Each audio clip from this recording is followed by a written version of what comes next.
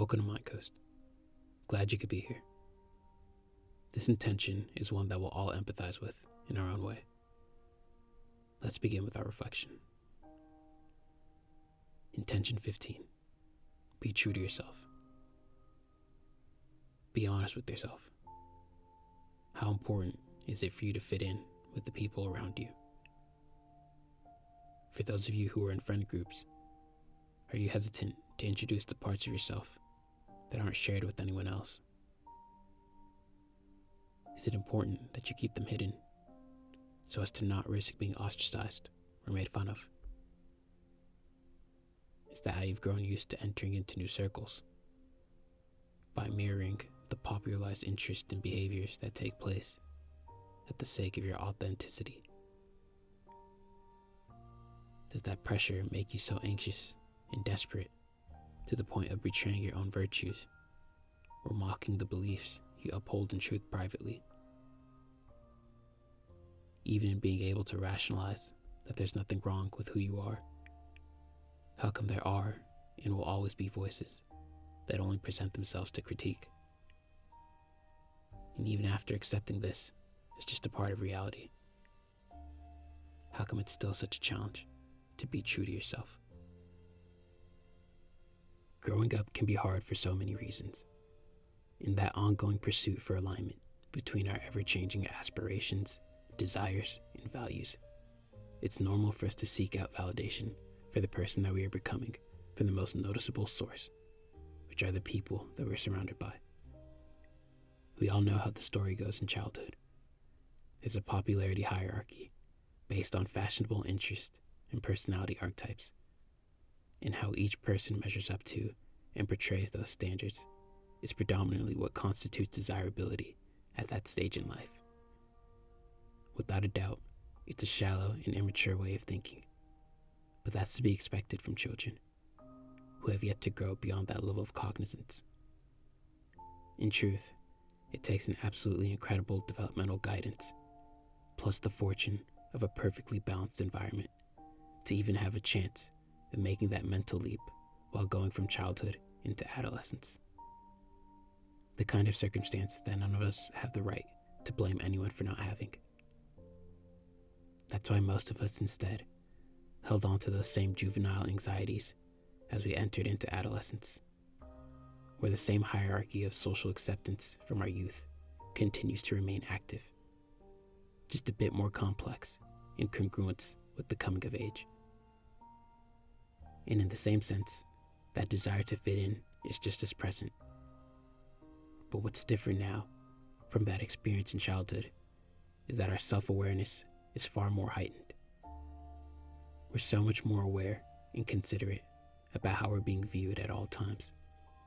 And while still feeling the need to be validated by other people, it becomes obsessive, the degree to which we concern over our closeness to or disparity from what we believe is attention-worthy.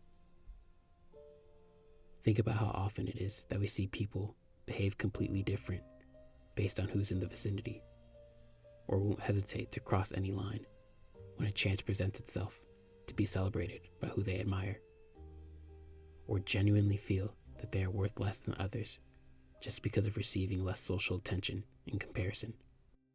Those feelings only continue to fuel that desperation, which manifests in those behaviors only growing more prevalent and routine without notice.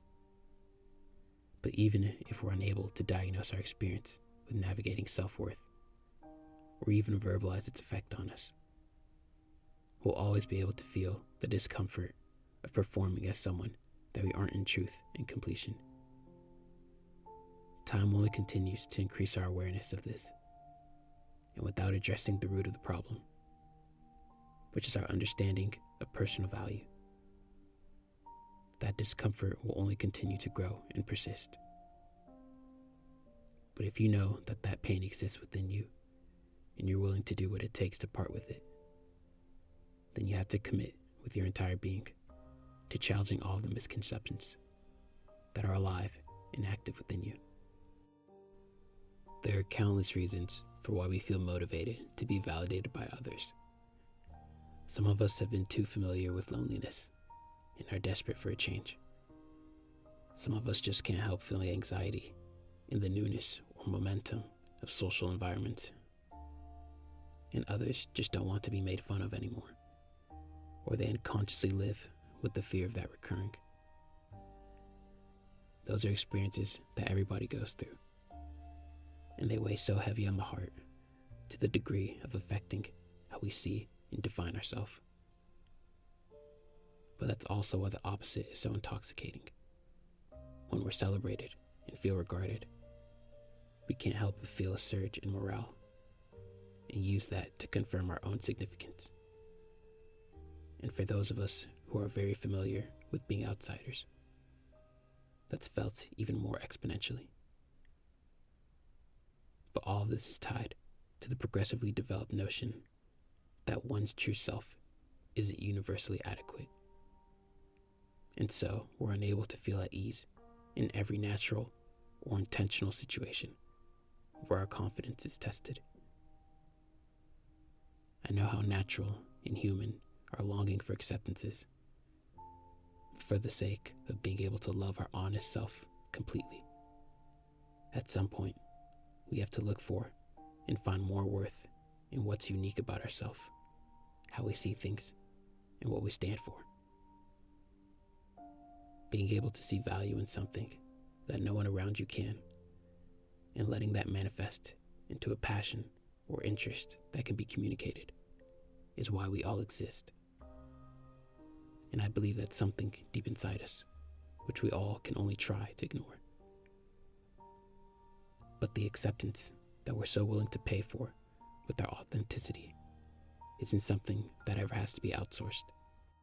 After all, is it really so difficult to grasp that in truth, everyone is completely different from one another?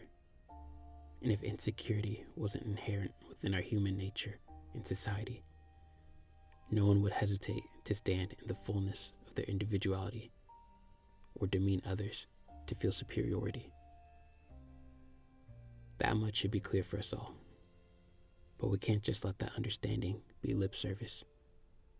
It takes active mental persistence for that to be fully taken to heart.